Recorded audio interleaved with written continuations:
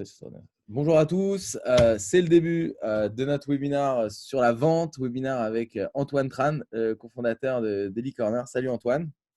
Salut David. Est-ce que tu peux déjà commencer par te présenter et nous dire voilà, ce que fait Daily Corner, où est-ce que vous en êtes aujourd'hui, pourquoi est-ce que j'ai voulu te convier à ce webinaire sur la vente, des choses comme ça. Yes. Merci beaucoup déjà, c'est cool. Donc Daily Corner, on existe depuis 5 ans. On est 40 salariés aujourd'hui. On a toujours fonctionné en autofinancement et donc à la sueur de notre front d'une certaine façon. C'est un service en fait pour les entreprises. Donc on démarche que en B2B.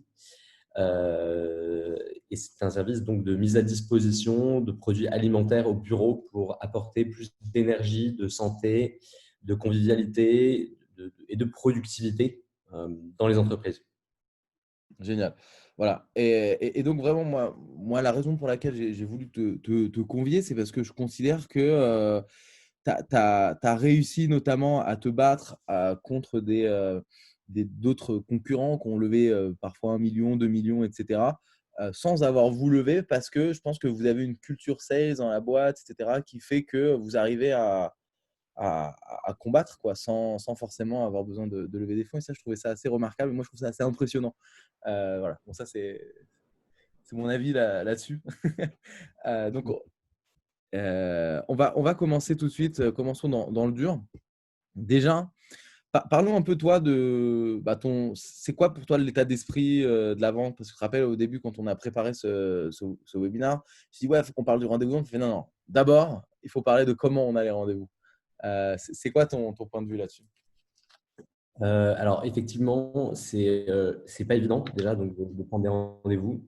Et donc du coup, il faut être dans un mindset extrêmement positif. Donc toujours essayer de se motiver, donc être positif. Qu'est-ce qui peut aider à être positif? C'est déjà l'état d'esprit, évidemment, l'optimisme de base, mais aussi côtoyer des personnes qui sont positives, être en énergie, donc faire du sport, ça peut aider. Être positif, ça veut dire aussi ne pas succomber à ces croyances qui peuvent être négatives. Par exemple, avant, quand tu prends ton téléphone, ça peut être un peu. On a c'est normal en fait d'avoir plein de croyances négatives. La personne ne va pas me répondre. Voilà, je l'ai déjà appelée il y a une semaine. Je vais la saouler. Du coup, je vais pas gagner le deal. Donc, ça, faut éviter. De toute façon, il n'y a rien à perdre. Et surtout, l'idée, c'est qu'il y a aussi de l'échec euh, et qu'il faut le banaliser. C'est normal d'échouer pour être dans une démarche de positivité qui permet d'être actif. Plus tu es actif. Après, tu as aussi ce mindset d'appel, je trouve, qui est assez intéressant, qui est en fait essayer au maximum d'envoyer des mails, de refuser d'envoyer des mails. En fait, le mail, c'est un peu la facilité, mais derrière un mail, tu n'as pas d'humain. Enfin, tu as de l'humain, mais c'est vite fait. Tu vois, les intonations ne sont pas forcément les bonnes. Ça fait un peu, ça montre que tu as un peu peur, que tu ne prends pas vraiment le contrôle. Enfin, moi, j'ai l'impression qu'une des clés, c'est de se dire, je suis en mission pour aider mon client. Et donc, c'est pas avec un mail que je dois le contacter, c'est en l'appelant. Et en fait, c'est en réussissant à être convaincu que tu n'es pas là pour lui vendre un truc et lui prendre son argent, qui est un peu le côté tu vois, négatif de la vente. Les gens se disent, ah, la vente, ouais, c'est négatif, je prends l'argent des gens, etc. Je suis un gros shark. En fait, se dire, je vais l'aider. Par exemple, toi, tu vas aider à ce qu'il y ait plus de bien-être au bureau. Moi, je vais aider mon client à ce que son secteur sales soit meilleur, à ce que si c'est une PME, à ce que s'il lance sa boîte, il la lance mieux en faisant moins d'erreurs, ou si c'est un grand groupe, pareil, à faire des meilleurs programmes d'intrapreneuriat, des choses comme ça, et des projets. Et j'ai l'impression que ça, c'est quelque chose de fondamental et qu'il y a beaucoup de gens qui n'arrivent pas à se convaincre de ça et qui font que, comme ils ont un peu peur, ils vont envoyer un mail parce que je ne sais pas si je l'embête, comme tu as dit, tu vois. Ou alors, ils ne vont pas prendre le téléphone parce qu'ils vont se dire non, mais si je prends le téléphone, je vais le déranger, etc. Ou alors, si tu prends le téléphone parce qu'on t'a dit qu'il fallait le faire et que tu n'es pas convaincu de pourquoi il faut le faire, tu vas être un peu faible au téléphone parce que tu ne seras pas dans un mindset, cette personne-là, je dois l'aider. Et si je ne l'aide pas, elle va faire de la merde. Et j'ai l'impression que c'est un travail à faire un peu sur soi-même, ça. Je ne sais pas ce que tu en penses. Je suis complètement d'accord. Il faut être convaincu de son produit et de la valeur qu'on apporte aux clients et aux prospects. Et c'est pas évident parce que les offres, elles évoluent. Donc ouais, être convaincu de son produit, c'est la base pour avoir la bonne attitude quand, lorsque tu t'échanges avec la personne, tu t'es convaincu que tu vas pouvoir l'aider et que c'est absurde que la personne ne veuille pas te voir, ne veuille pas voir comment tu peux l'aider, justement. Et donc, du coup, pour aller un peu plus loin sur ce qu'on disait, faut te mettre dans ce qu'on disait avant, c'est que toi, tu te mets vraiment dans une perspective de prospection un peu quotidienne, quoi. Et ça, je trouve ça intéressant. Il y a pas, c'est pas genre je prospecte le mardi après, mais le jeudi après. C'est un peu autrement. Alors, c'est bien de fixer des créneaux, mais c'est pas suffisant de mon point de vue pour. Faut toujours être dans une dynamique effectivement de prospection, même le week-end. Voilà, tu es en soirée, tu chopes de l'info. C'est une sorte effectivement de sport finalement où tu t'arrêtes jamais, tu dois toujours choper de l'info. Euh, Tu utilises quoi, toi, comme outil pour justement créer des listes tout le temps? Comment tu t'es créé tes premières listes? T'en as acheté? T'as utilisé quels outils, tout ça? Ouais, alors pour les listes, on peut faire déjà, c'est construire ses propres listes. C'est ce qui permet d'avoir, je pense, le plus de confiance en appelant. Donc, construction de liste, tu cibles un type de poste, un certain type d'entreprise, et tu ressors 50 personnes et tu les contactes. Après, on fait aussi des échanges de leads donc avec d'autres sociétés. Euh, voilà. Quand tu dis échange de leads, ça veut dire que tu vas donner le numéro, Ouais, c'est le mail, ça. etc. Ouais. Et comment tu les trouves, ces sociétés? Tu prends des gens qui visent les mêmes clients que toi? Ouais, c'est ça. Tu regardes un peu et tu les contactes par bouche à oreille et tu les appelles, tu proposes, tu prends un rendez-vous en fait comme tu prends un rendez-vous avec un prospect, avec une autre société pour retour d'expérience. Et si la cible est la même, euh, en fait, je pense que ce qui est génial aussi dans le sales et dans la prospection, c'est qu'on rencontre énormément de personnes, que ce soit des prospects, mais aussi des partenaires, des concurrents, et qu'on apprend, en fait, on en apprend tous les jours à la rencontre des autres. Euh, je pense que si tu as ces deux idées en tête, que tu maximises le nombre de rencontres, tu vas apprendre toujours un peu plus. Si tu poses les bonnes questions, que tu essayes pendant tes rencontres d'obtenir, d'essayer d'obtenir aussi d'autres leads en fait. Chaque rencontre peut te déboucher et ça crée un cercle vertueux pour remplir ton pipe de rendez-vous. Et du coup, toi, un truc sur lequel je pense que tu es assez bon, c'est le cold calling. C'est quoi, toi, tes conseils? On en a parlé la dernière fois dans un webinaire, mais rapidement, toi, comment toi, tu fais pour te mettre dans ce mindset-là? Combien de calls tu essayes de passer? Est-ce que c'est plutôt pas le nombre de calls, mais un nombre de rendez-vous que tu essayes de prendre par jour? Alors, comment est-ce que tu t'organises? Et ça, c'est la question un. Et ensuite, comment est-ce que tu gères ton énergie, tu vois? Parce que si tu appelles les 10 premiers appels, les gens te disent non, non, non, comment tu gères tout ça? Donc l'organisation, c'est effectivement fixer des créneaux de prospection. Ça, c'est la base, au moins un ou deux par semaine. Donc, une après-midi full de prospection. C'est ça, pour toi, un créneau, c'est 4 heures. Ouais, entre 2 et 4 heures, OK? au moins. Donc, ça c'est des après-midi. Ça peut être. Il y a des après-midi où ça cartonne. Tu prends entre 5 et 10 rendez-vous et tu es super content. D'autres où ça marche pas. En fait, ça ne dépend pas que de toi. Ça dépend c'est largement lié à ton attitude et au fait d'être positif mentalement et donc d'avoir l'attitude qui fait que le prospect qui t'a au téléphone sent que tu es confiant, que tu as une vraie envie justement de l'aider, euh, que ça convertit mieux. Mais malgré tout, voilà, faut composer et il y a des jours avec, des jours sans. L'objectif, c'est vraiment de maintenir ces créneaux et d'en créer de nouveaux. En fait, ce que tu Et, disais tout à l'heure, prospecter tous les jours, ça veut dire que quand tu as un créneau de libre, voilà, tu te poses, tu appelles et tu prends des rendez-vous. et comment toi, avec ton équipe, tu gères cette énergie? Est-ce que vous vous mettez tous dans la même salle et vous mettez des gongs de partout et ça gueule et tout ça et ça donne une énergie? Enfin, comment est-ce que tu fais pour tu vois, créer cette énergie? Parce que en vrai, tu sais que tu vas prendre des bâches, tu sais que tu vas peut-être te prendre des remarques désobligeantes. Comment tu gères cette attitude-là et c'est quoi tes petits tips un peu si tu dois donner des conseils à des gens qui démarrent là-dessus pour se mettre dans un bon mindset tout le temps, quoi.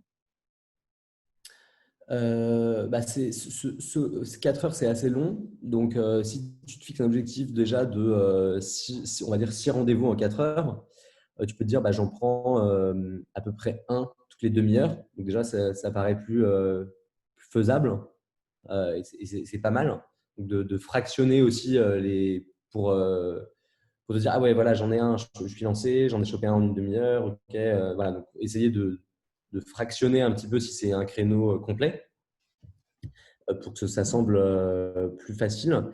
Euh, Après, qu'est-ce que tu… Non, est-ce que par exemple, tu as des stats à nous donner sur combien de gens appelés, combien tu dois avoir de rendez-vous, c'est quoi les objectifs là-dessus? Ah, franchement, c'est compliqué parce que parfois, tu as beaucoup de no-reply. Ça dépend un petit peu Sur les des gens qui répondent, à peu près? Enfin, toi, c'est quoi tes stats? je dirais 1 sur 5. Ok, que tu as au téléphone. 1 à 2 sur 5 que tu composes va répondre. Et ensuite, que tu as au téléphone va accepter le rendez-vous. Ça, c'est assez variable en fait. Et finalement, c'est variable et ça dépend principalement du fait d'avoir des bonnes listes et d'avoir la bonne attitude, donc confiante, euh, aidante, comme tu le disais, dans une dynamique d'écoute aussi et quand même d'énergie. Être capable de gagner le rendez-vous. Parce qu'il y a beaucoup, les prospects vont éviter.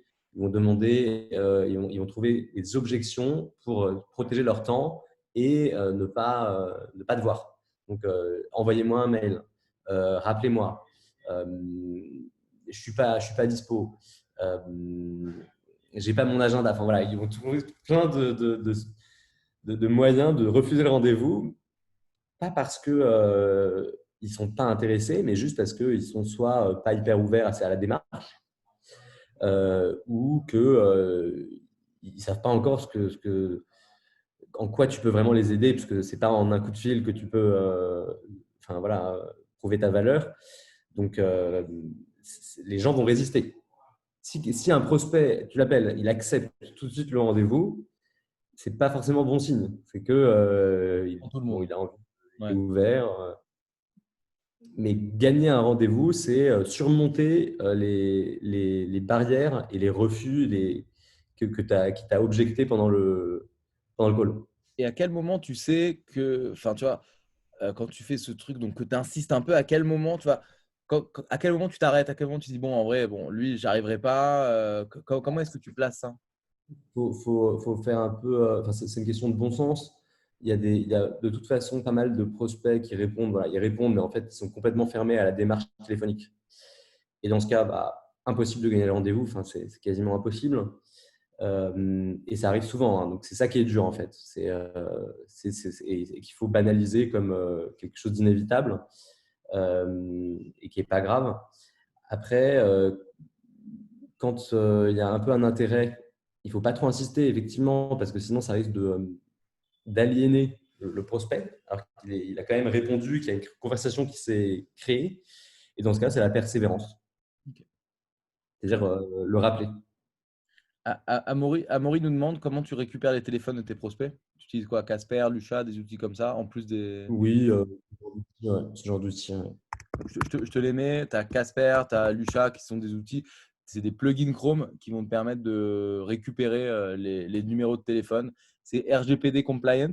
Ça veut dire que c'est des gens qui ont laissé leur numéro de téléphone en public sur le web et donc du coup, tu peux les appeler. Ça marche plutôt pas mal. Et de toute façon, si tu es bon, si tu as une bonne énergie, putain, il y a des esprits chez moi, je crois.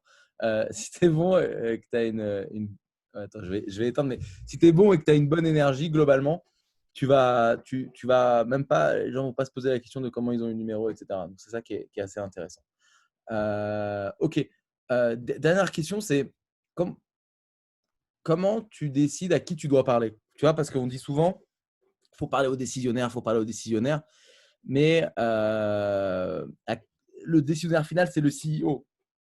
Tu ne peux pas toujours parler au CEO du CAC 40, quoi.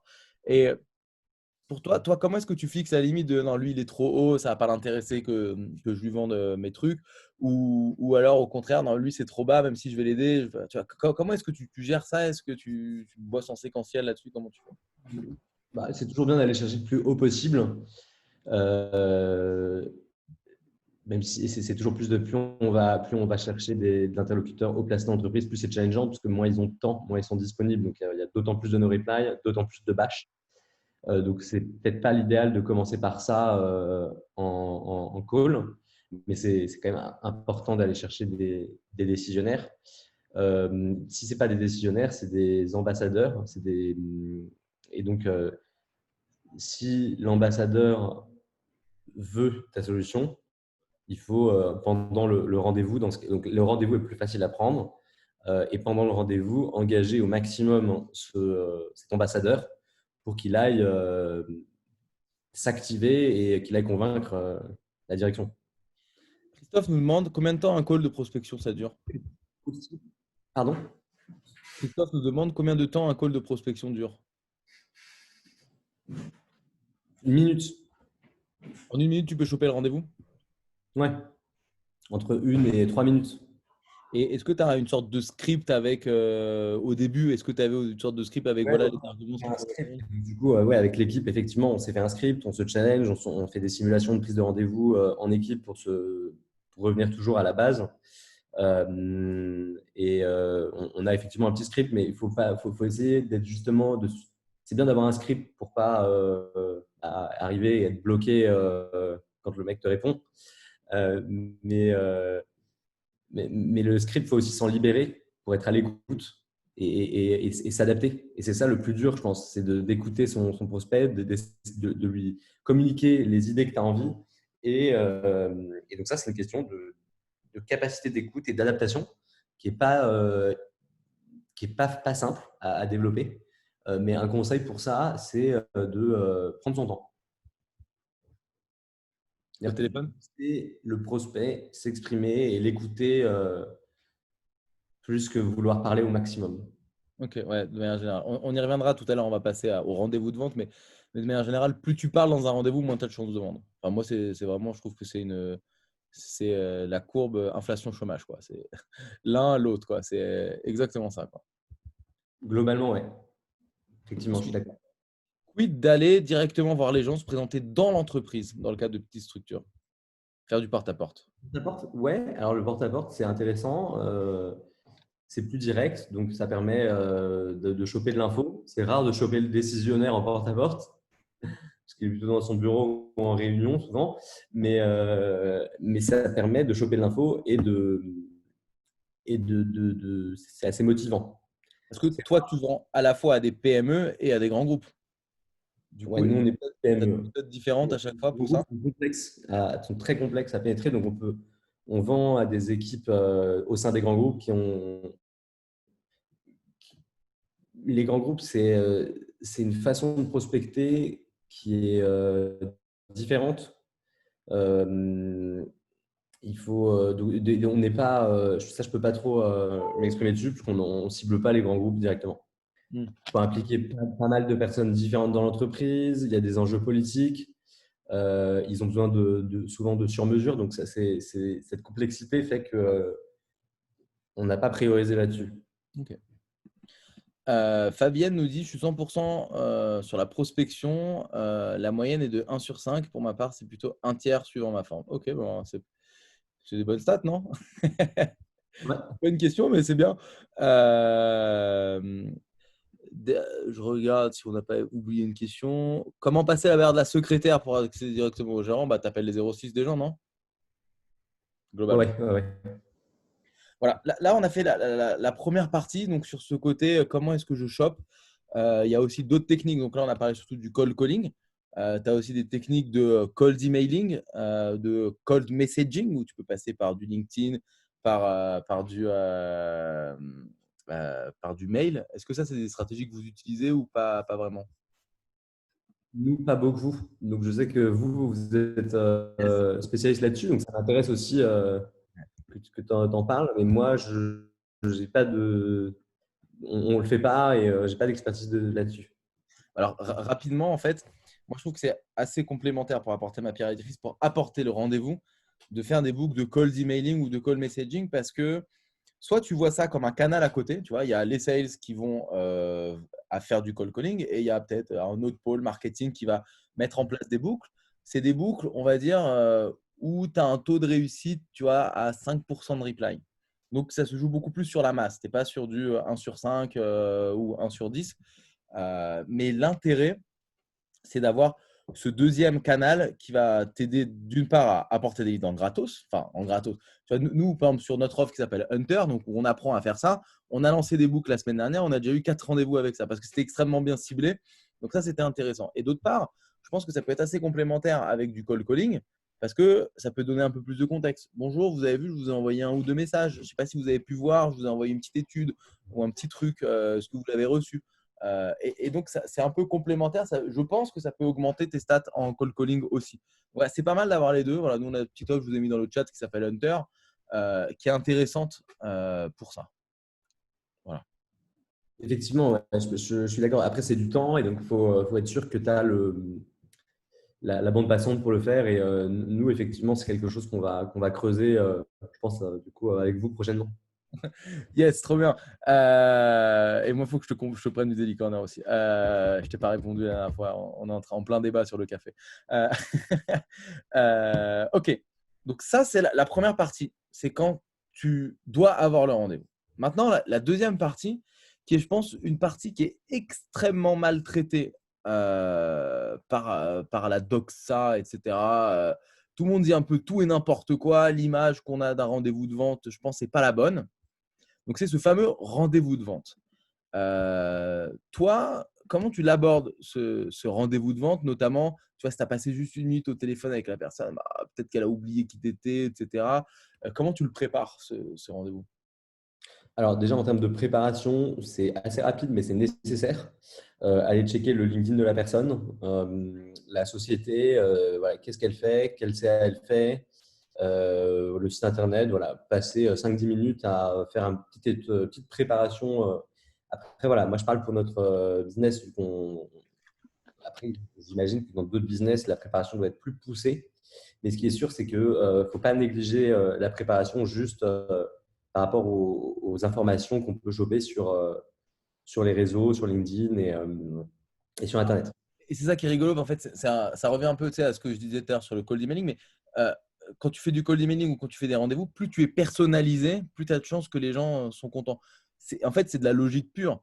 Si moi, je t'écris Salut Antoine, chez Daily Corner, j'adore ce que vous faites. Et d'ailleurs, j'imagine que pour vendre ton produit, ben, tu dois contacter beaucoup de PME et que je me suis un peu renseigné et que quand j'arrive, tu vois que je me suis renseigné sur ton business, tu te dis, ah ok, lui, il va pouvoir m'aider, il a l'air sérieux. Il vient pas me vendre ça comme comme s'il me vendait des cacahuètes. Il sait à peu près qui je suis, il s'est renseigné, il a regardé un ou deux trucs. Ça donne beaucoup plus envie en fait de te faire confiance. Parce qu'au final, tu achètes le produit, mais tu achètes aussi le vendeur, entre guillemets. Tu vois, le mec, tu t'es dit, il est tellement bienveillant envers moi, il a l'air tellement de bien comprendre mes problématiques. Ah, j'ai envie de lui faire confiance. C'est exactement ça.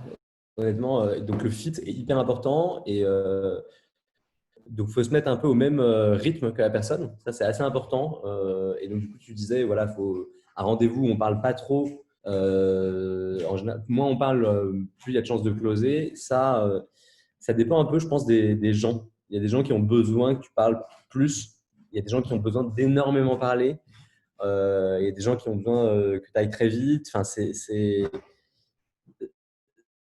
ça encore, tu vois, c'est un peu la capacité d'adaptation et de comprendre un peu le rythme de ton prospect.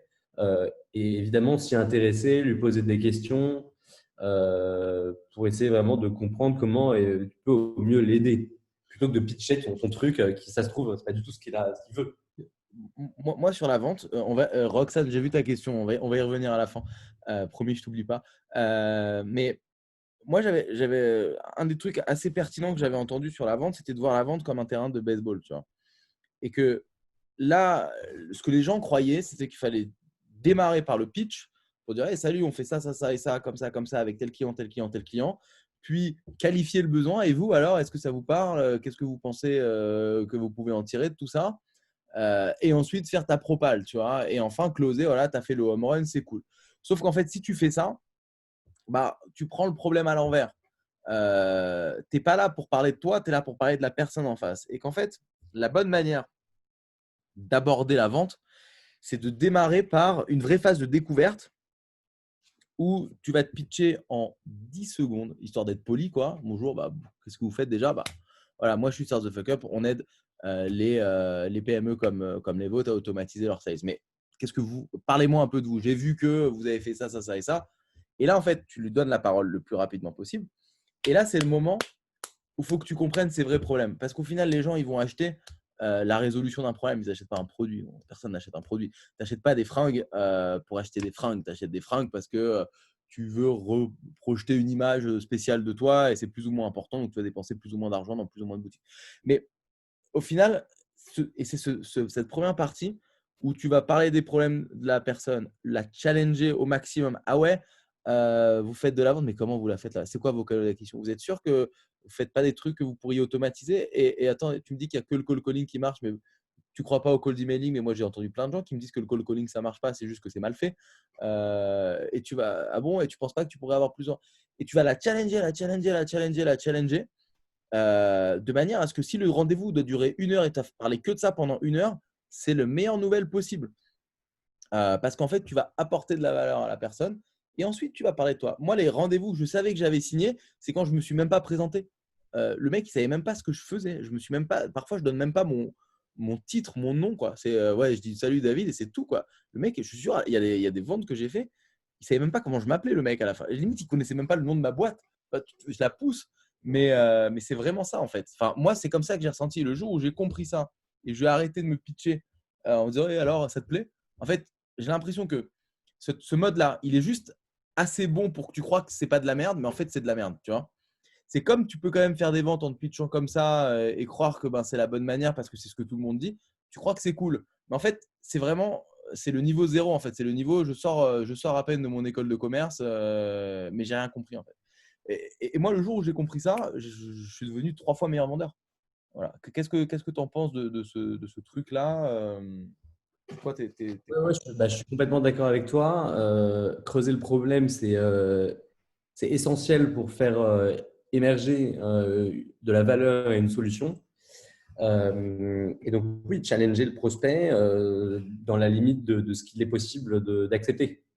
Donc, et après, plus le prospect est haut placé dans l'entreprise, plus il sera OK pour être challengé et reconnaître qu'il peut s'améliorer sur tel ou tel sujet que tu vends. c'est assez vrai, j'ai remarqué sur les PME, quand tu parles au boss, c'est beaucoup plus agréable de le challenger. Tu le sens beaucoup moins dans les cordes, tu vois ce que je veux dire? Si parfois tu parles à une meuf au sales qui vient d'arriver, tu sens qu'elle est un peu mal à l'aise, que voilà. Comment toi tu gères ça quand tu sens que la meuf elle est un peu mal à l'aise là-dessus enfin comment tu Donc, sais donc, comment ça, tu enfin, guides voilà, pour l'aider quoi? voilà, je comprends que là, vous en soyez à ce niveau. Euh, Nous, voilà, notre objectif, c'est vraiment d'aider les sociétés, les personnes comme vous à aller plus loin dans whatever la valeur que tu apportes dans l'entreprise, quoi. Et c'est de comprendre, mais en même temps de lui faire reconnaître qu'il faudrait faire mieux. Ouais, ok. Et si elle commence à reconnaître ça, bah, quelle est la conséquence de ne pas le faire? Quelle est la Et conséquence de ne pas faire bien? Combien ça peut coûter? Qu'est-ce que ça peut générer comme problème dans l'entreprise? Et du coup, c'est un problème, ça débouche sur une urgence à régler ce problème ou ce coût. Et tu es là, quoi, en pour fait, c'est toujours aider. pareil. Tu vends pas un produit, tu vends une solution à un problème. Et en fait, j'ai l'impression que ce rendez-vous de vente, l'objectif, c'est de comprendre le problème. Et le jour où tu as compris le problème avec la personne et que tu dis, bah ouais, mon problème, c'est que les gens sont pas heureux ou les gens, ils se parlent pas ou quoi, bah, on peut régler ça avec ça. Et Exactement.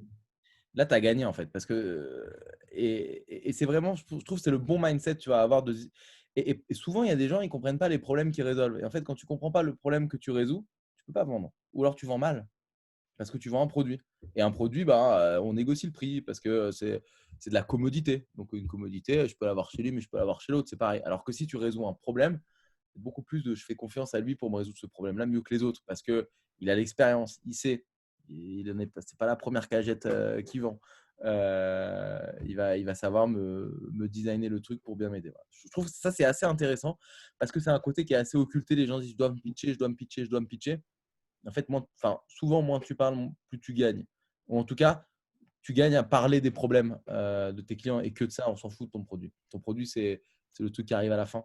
Mais voilà, je trouve que c'est assez intéressant, cette vision du monde, on va dire, de la vente qui est assez peu, je trouve, évoquée par les gens. Ou alors assez en profondeur. Pas assez en profondeur. Ouais, je suis d'accord avec toi. Est-ce qu'on a d'autres questions? Une question, on n'a pas répondu. Comment tu passes l'objection? C'est mon numéro personnel, merci de ne plus me rappeler. Bon, ça, on revient juste un peu en avant, mais Quel est le pro? Quel est votre pro? Je sais pas, ça, ou alors, ok, oui, oui, je comprends, c'est votre perso, mais voilà, j'aimerais vraiment vous aider. S'accrocher, en fait, il faut s'accrocher. Hmm. La personne voilà, déjà c'est pas hyper positif parce que ça veut dire qu'elle aime pas trop être dérangée, entre guillemets, sur son tel. Mais aller dans son sens, c'est de lui demander quel est son pro pour la rappeler sur ce sujet professionnel. Reda, il nous dit comment tu diriges ton prospect dans une direction pour creuser les problèmes sans trop biaiser l'interview pour apporter ta solution.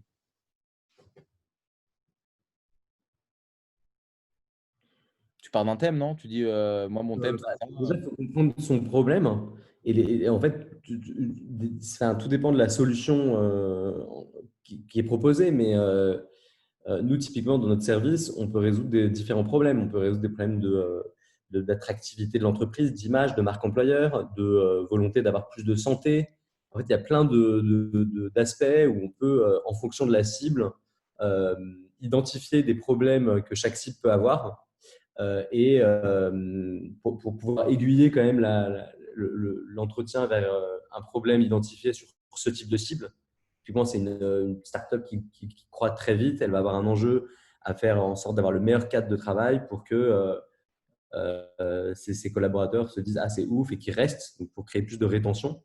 Et dans ce cas, le problème, ça peut être peut-être le turnover. Donc, ça dépend un peu de la cible. Et ensuite, même si une cible, a priori, peut avoir un problème qu'on a identifié, pas pour autant qu'elle l'aura. Donc, il faut effectivement poser la question et être à l'écoute pour comprendre son problème. Pas la peine d'aigu. En fait, la personne, si elle se sent en confiance, elle pourra se livrer et dévoiler son problème. Et du coup, un autre truc qu'on n'a pas dit, mais je trouve que c'est ça en fait le vrai. Tu sais, on parle de ramp up pour un sales, tu vois, de monter en compétence. Finalement, c'est dans la qualité de la discussion que tu vas avoir sur le problème du client que tu vas t'améliorer, tu vois. Et ça, je trouve ça assez intéressant parce que c'est un peu une course sans fin, mais c'est plus tu vas avoir une compréhension précise et fine de ton client, de sa vie, tu vois, et de ton domaine, du coup, plus tu vas pouvoir l'aider. Un exemple tout bête, je sais pas, moi je donne toujours cet exemple quand je parle de vente, mais le traiteur de mon mariage, je l'ai choisi parce qu'il m'a aidé à trouver ma salle, tu vois. En fait, il connaissait tellement bien l'organisation de mariage, il connaissait tellement tout le monde, je me suis dit, putain, il est trop fort, je suis obligé de le prendre alors qu'il était plus cher. Mais il était tellement fort sur la… Il a aidé aussi. Il m'a tellement aidé, il était tellement fort sur la connaissance de mon problème, c'était tellement pertinent ce qu'il me disait. Je me dis, bah, je le prends parce que s'il y a un problème, lui, il saura faire. Il m'a tellement rassuré sur mon problème, parce que quand tu organises un mariage, le problème, c'est que tu as 1000 prestats. Il m'a tellement rassuré là-dessus que je l'ai pris. Alors qu'il était plus cher et que je voulais vraiment pas le prendre au début. Vraiment. Et pour moi, c'est la meilleure vente que j'ai reçue de ma vie. Le meilleur cours de vente que j'ai reçu. Mais c'est vraiment, voilà. Si tu veux progresser, je trouve, en sales, c'est limite, va passer une semaine à bosser pour un concurrent, enfin pour ton client, tu vois. Je sais pas si tu vois un truc dans la vidéosurveillance, va te confronter à de la vidéosurveillance. Tu vois un logiciel de vidéosurveillance, tu vas passer une semaine de stage chez un mec qui fait de la vidéosurveillance et tu vas juste lui poser toutes les questions pour comprendre sa vie, comprendre ses problèmes et que tu vises juste en fait, que tu comprennes, que tu puisses lui Oui. dire. Et comprendre le problème que tu résous. C'est que comprendre le problème qu'on résout, c'est quelque chose qui évolue, c'est ce qui fait la vision aussi de ton produit et de l'évolution de ton offre. Donc, c'est quelque chose à challenger, je pense, un peu en permanence et à se remémorer pour être performant, effectivement, et in fine, convaincant. Il y a Romain qui nous demande que penses-tu du framework LACMAC en entretien de vente? Moi non plus, je ne connais pas. Mais est-ce que du coup, tu utilises un framework? Moi, je connais aucun framework, je t'avoue, mais j'entends parler de framework ici et là. Est-ce que tu y en as un que tu conseilles? Comment tu fais? Alors, je suis pas en théorie, moi, je suis pas beaucoup de théorie. J'ai lu quelques livres, mais il n'y a pas de framework, enfin, j'ai pas d'idée de framework Ok. a priori. Voilà. C'est quoi les livres que toi, tu as lus, genre Predictable Revenue, des trucs comme ça? Ouais, j'avais lu Predictable Revenue. J'ai lu un livre d'un des fondateurs de HubSpot, Logiciel Sales Acceleration, je crois que ça s'appelle Sales Acceleration. Ouais, The Sales Acceleration Formula, qui est intéressant au moins sur le début, quand on débute. Moi, je trouve qu'il est assez intéressant sur quelles sont les forces d'un sales. Je le trouve très bien. Ouais, celui-là est vraiment bien, je trouve. Plus que Écoute, Predictable Revenue, qui est, c'est de je la trouve, théorie sur l'organisation sales, en quoi. place. Alors que Predictable Revenue, c'est un peu une méthode, voilà, avec effectivement, comme tu le disais, une sorte de framework. Alors que Sales Acceleration, c'est plus il y a des bons tips qui sont directement applicables, je trouve. De Sales Acceleration Formula, c'est ça, hein. Attends, je Ouais. me le note, je ne le connaissais pas, ce livre. Hop, je l'envoie à mon équipe sales. Hop, c'est fait. Euh, super. Est-ce qu'il y a d'autres questions sur la vente? J'ai l'impression qu'il y a une personne qui n'est pas contente, sa question est passée à la trappe. Alors, Roxane, c'est bon, c'est pour toi. On va y répondre tout de suite. On t'a pas oublié, je t'avais dit. Peux-tu nous expliquer ta méthodologie pour construire ta liste de prospection au-delà de cible, poste, persona, entreprise, des conseils pour qu'elle soit efficace? Euh,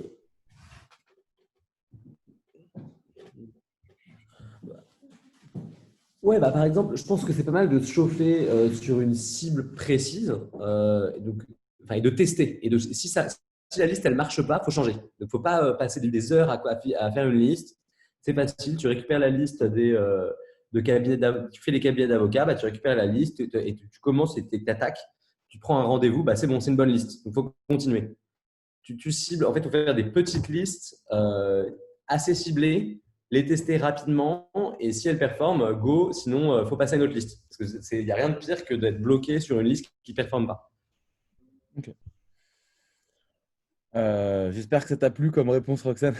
C'était une question qui te tenait à cœur. Un exemple d'accroche, c'est quoi ta première phrase? Je nous demande Alexis, ça a été beaucoup voté, ça.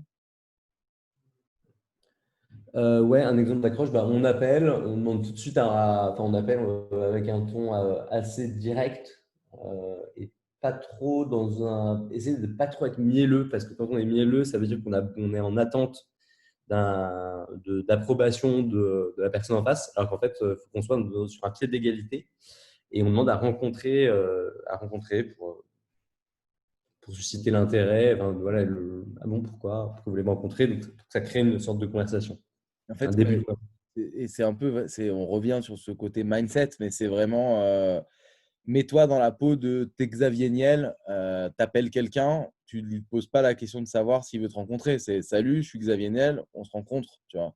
C'est un peu ça, c'est je veux te rencontrer parce que bah, je comprends même pas que tu ne m'aies pas rencontré en fait. Il ne pas avoir beaucoup de problèmes pour rencontrer. Ouais. Tu vois ce que je veux dire? Enfin, c'est un peu de se dire, mec, si je t'appelle, c'est parce que bah, je comprends même pas que tu ne m'aies pas encore rencontré, quoi. Enfin, je trouve, tu vois, c'est ce côté, je comprends pas. Tu veux que enfin, je suis pile dans la résolution de tes problèmes et tu m'as pas encore rencontré. Qu'est-ce qui se passe, tu vois? Enfin, pourquoi? Je comprends pas. Bah, c'est un peu, moi, c'est un peu comme ça que je me mets en termes d'état Ouais, d'esprit. c'est pas évident en fait. Il faut essayer de se mettre dans un. C'est compliqué parce qu'on veut choper le rendez-vous, donc on est quand même dans l'attente d'un résultat qui n'est pas évident à atteindre. Et en même temps, il faut être dans une attitude où c'est normal en fait. C'est normal de prendre le rendez-vous parce qu'on est là pour aider. La personne aurait tort de ne pas nous voir. Ouais, c'est vraiment ça. Et c'est assez difficile, c'est limite schizo, tu vois, de réussir à faire ça. Et en fait, j'ai l'impression que c'est une sorte de blocage psychologique que beaucoup de gens ont. Et le jour où tu le lèves, tu es Ouais, invincible. tout à fait. Ouais, c'est assez intéressant. Tu as des exemples de réponses aux objections à la prise de rendez-vous, nous demande Marc? Alors, des exemples de réponses aux objections, c'est-à-dire, ah oui, alors, bah, la personne peut te dire j'ai pas le temps. Bah, donc, dans ce cas, oui, alors, ok, je comprends. Est-ce qu'en une minute, je peux vous dire pourquoi je vous appelle? Qu'est-ce qu'il y a d'autre comme objection? Qu'est-ce qu'il pourrait y avoir d'autre comme objection? Tu sais, parfois, tu as le mec qui fait oh non, non, non, vous avez encore essayé de me vendre un truc. Oh. Tu vois, des trucs. Je veux vraiment vous aider. Effectivement, je vous appelle parce que je sais que je peux vous aider. Donc, voyons-nous. Ok. Voilà. Globalement, de toute façon, c'est En toujours fait, pareil. C'est l'énergie que tu vas transmettre qui va faire ça, quoi.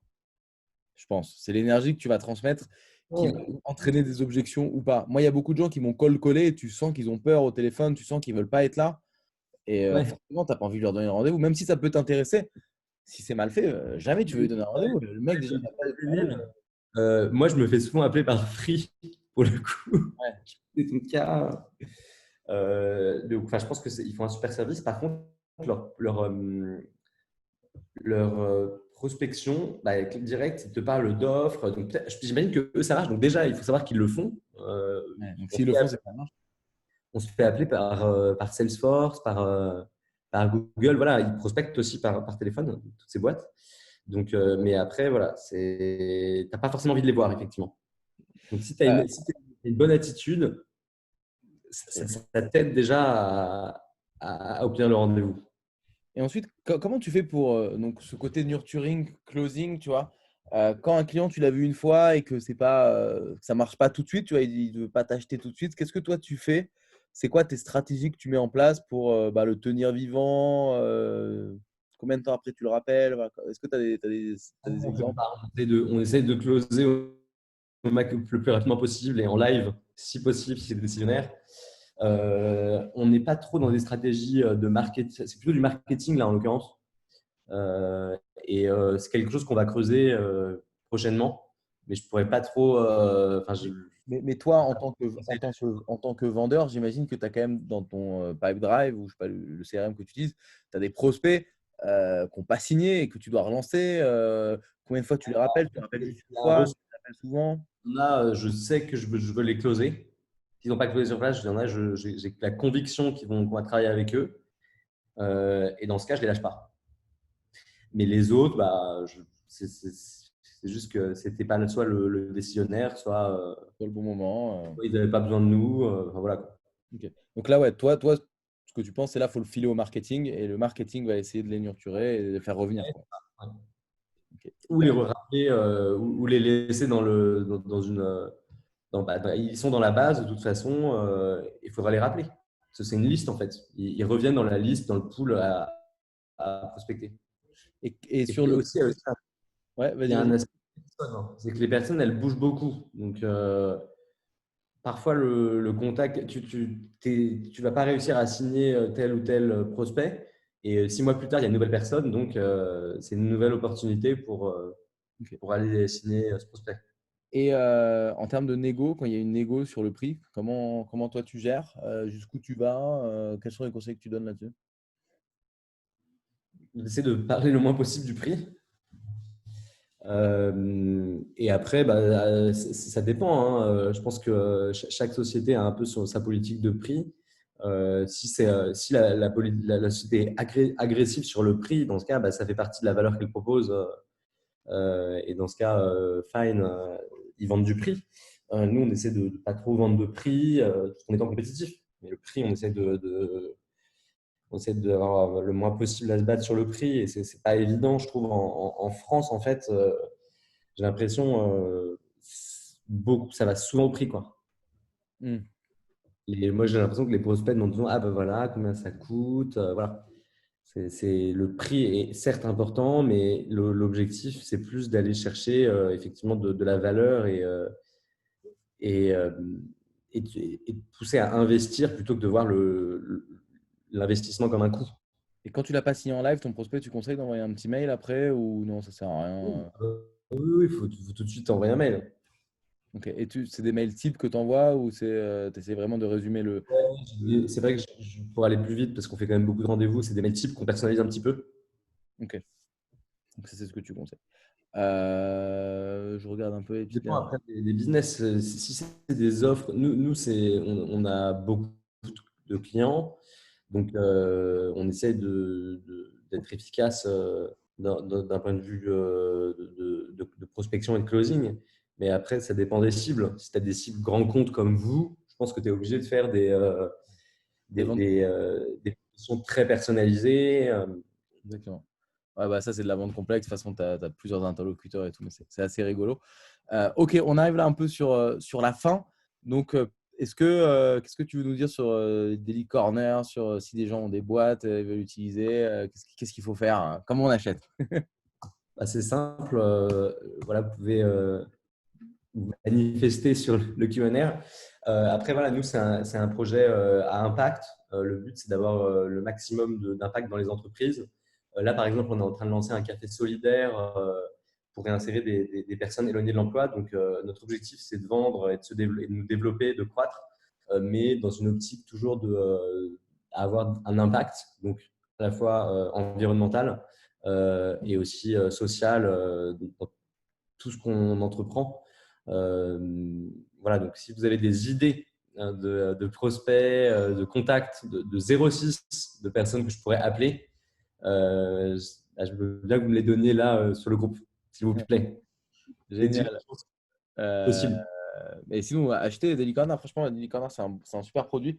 Ça permet d'avoir des super trucs, des produits frais, du café responsable. Parce que même si c'est bio, c'est bon, le café, il n'est pas économie responsable. Ouais. Plus de Économie. santé dans les Ah, mais entreprises. c'est vrai que c'est important. Que ce soit plus kiffant. Le bureau. Yes. Nous, côté, côté Start the Fuck Up, bah, vous connaissez nos offres, notamment l'offre Flash si vous montez votre boîte. Je vous mets le petit lien, mais en gros, si vous montez votre boîte et que vous voulez un accompagnement sur mesure finançable par les OPCO ou finançable par votre CPF, n'hésitez pas. On est là, l'offre, elle est là, vous postulez. On dit postuler parce que c'est le mot qu'on a trouvé vu qu'on fait un call de qualif, parce qu'on n'est pas non plus n'importe qui ou tout le monde, ou on ne peut pas forcément avoir les compétences pour tout le monde, donc on vous appelle. Évidemment, l'offre Hunter pour automatiser vos sales, vous n'hésitez pas. On finit avec la petite histoire que j'ai promis au début. Est-ce que tu peux nous raconter, parce qu'au final, tout ça, là, je trouve que prendre son téléphone, appeler les gens, faire de la vente, c'est pas que pour la vente, c'est aussi une manière, un état d'esprit qui peut te permettre de toujours essayer de challenger l'ordre établi. Est-ce que tu peux nous raconter ton histoire avec Capital? Je trouve qu'elle est assez représentative de ce que c'est un esprit sales mis dans un autre truc. Je trouve qu'elle est rigolote cette histoire, si tu peux la raconter. Si tu veux la raconter. Ouais, bah, donc je suis assez content quand même parce que en fait on avait été filmé pour passer sur Capital en décembre 2016. Donc ils étaient venus nous filmer plusieurs jours. Ça nous avait pris voilà peut-être une journée en tout voilà, d'investissement. Bon, c'était top, hein. On était censé passer voilà, en décembre. Et 3 jours avant, je reçois un appel de la personne qui nous avait filmé et qui me dit bon bah voilà désolé mais en fait j'ai fait un burn-out, j'ai pas pu défendre votre sujet et du coup vous avez été squeezé au montage, du coup je suis désolé vraiment mais vous n'allez pas passer. Voilà, et donc c'était très enfin on était vraiment sûr de passer, le mec nous avait dit oui oui c'est sûr que vous allez passer, etc. Donc c'était un moment un peu dur, mais du coup j'ai essayé de comprendre pourquoi on n'allait pas passer. Et en fait, c'était que la personne qui vous avait filmé, bah, déjà moi j'étais pas du tout au courant, mais enfin, il y a pas mal ils filment des séquences, mais en fait ils ne mettent pas tout. Donc ça je savais même pas. Mais c'est le cas, et donc du coup faut quand même faut quand même aller défendre son sujet. Si vous vous faites filmer, faut pas lâcher, faut continuer d'insister pour être sûr que vous passez. Et donc, du coup, j'ai contacté une personne. Il m'a dit oui, bah voilà, lui c'est mon boss. Donc voilà, donc je l'ai appelé. Il m'a dit non, non, donc c'est pas moi qui décide, c'est le directeur de la production. J'appelle le directeur de la production. Donc j'essaye ben voilà, je donne le tout pour le tout. Euh, et il me dit bon bah écoutez, je comprends. Je vais rappelez-moi demain. Je vais regarder votre séquence. Donc et là le lendemain il m'appelle et il me dit bah finalement j'avais pas regardé quand j'avais lu le brief. j'avais pas accroché, je trouvais que c'était un peu revu, etc. Et quand il a vu ce qui avait été filmé, il a trouvé que l'énergie était sympa et il a décidé de nous réintégrer. Et tu lui as dit quoi au téléphone pour défendre ton cas? Ah, je lui ai dit que ce qu'on faisait, c'était très important, qu'on avait un gros impact et que voilà, fallait nous aider et que c'était important, qu'on allait avoir beaucoup d'impact. Donc du coup, ça l'a juste en fait, enfin, c'est pas tant ce que je lui ai dit au moment où ce que je lui Démarche ai de dit, l'avoir dit, le ouais. fait d'avoir appelé, d'avoir insisté, ça l'a mis en mouvement et il a changé d'avis. Donc voilà, l'exemple, c'est plus de se dire que on perd rien à appeler des prospects euh, et ça peut aider dans des situations complexes. Génial. Bah voilà, ça sera le mot de la fin. Je trouve que c'est important parce que c'est ton mindset de toujours appeler les gens, de te battre et tout qui a fait que ça a marché. Enfin, c'est un bel exemple de réussite entrepreneuriale, je trouve, rien que ce moment-là, tu vois. C'est très entrepreneur de réussir à faire ça. Je trouve ça trop cool. Du coup, merci à tous pour ce super webinar. Merci pour vos questions. Je pense que j'ai répondu à peu près à tout. Adrien nous demande pour finir, pourquoi parler le moins possible du prix? Mon taux de transfo vers le pipe s'est vu améliorer en parlant dès le rendez-vous 1, demande Adrien. Mais le prix, je ne sais pas, ça dépend des services, ça dépend des produits. Donc, si c'est un aspect différenciant, oui, il faut en parler. De toute façon, il faut en parler, mais c'est juste les prospects vont avoir tendance à focaliser sur le prix et il faut essayer de les sortir du prix si on n'est pas agressif sur les prix. C'était plus ça. Mais effectivement, on ne peut pas vendre quelque chose si on n'évoque pas le prix. Ouais, en effet. Mais en gros, c'est pas toujours la valeur, le prix, tu vois. Il faut parler de la valeur que tu vas apporter. Et le prix à la fin, si tu as convaincu de la valeur, le prix, c'est le juste prix pour la valeur. Tu vois, si je considère que Daily Corner, ça va me permettre de retenir mes employés 1 an de plus dans la boîte ou 6 mois de plus, bah, la valeur, c'est ça, quoi. Et ça vaut beaucoup plus que de voir le cours du prix d'une banane ou là-dessus, quoi. C'est ce service-là, ce conseil-là qui peut aussi être vraiment valorisable. Cool. Voilà, c'était la question de la fin. Donc voilà, n'hésitez pas à aller voir sur le site de Daily Corner si vous voulez commander, à proposer à en parler autour de vous pour que les gens en prennent. C'est vraiment un super produit et c'est solidaire. Et pareil, côté Start the Fuck Up, si vous voulez automatiser vos sales parce que vous avez une petite PME, Go Hunter. Et si vous voulez vous faire accompagner parce que vous lancez votre boîte, vous ne savez pas trop par où commencer, la petite flash, on sera bon. Cool, merci encore Antoine pour ton temps, tes fabuleux conseils. Et je te dis à bientôt. Salut, Merci David. À salut, bientôt. bye. Merci. Ciao.